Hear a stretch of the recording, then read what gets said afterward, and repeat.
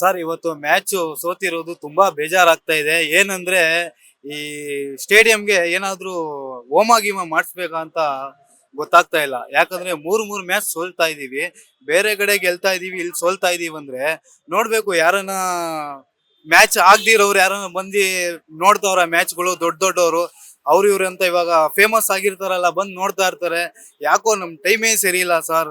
ನಾನ್ 3 ಸಲ ಬಂದಿದ್ದೀನಿ, 3 ಸಲಿನೂ ಬೇಜಾರಾಗಿ ಹೋಯ್ತಾ ಇದೀನಿ. ಈ ಸಲಿ ಕಪ್ಪು ನಮ್ದೇ ಅಂತ ಹೇಳಕ್ಕೆ ಬೇಜಾರಾಗುತ್ತೆ. ನಾವ್ ಹೇಳ್ದಂಗೆ ಅವ್ರು ಮಾಡ್ದಂಗೆ ಹಂಗೇ ಇದೆ ಎಲ್ಲ. ಜನ ಏನ್ ಮಾತಾಡ್ತಾರೋ ಹಂಗೇನೆ ಇವ್ರು ಹಂಗೆ ಮಾಡ್ತಾ ಇದಾರೆ. ಬಹಳ ಬೇಜಾರ್ ಮಾಡ್ತಾ ಇದಾರೆ.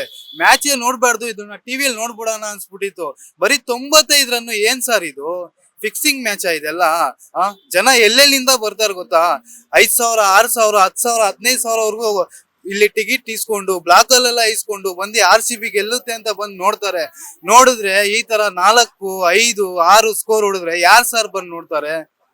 ಹೇಳಿ. RCB ಮ್ಯಾನೇಜ್ಮೆಂಟ್ ಬಗ್ಗೆ ಏನ್ ಹೇಳ್ತೀರಾ? ಸರ್, RCB ಮ್ಯಾಚ್ ಬಗ್ಗೆ ನಾವೇನು ಹೇಳಲ್ಲ ಸರ್. ಇಲ್ಲಿ ಗೆಲ್ಬೇಕು ಅಷ್ಟೇ.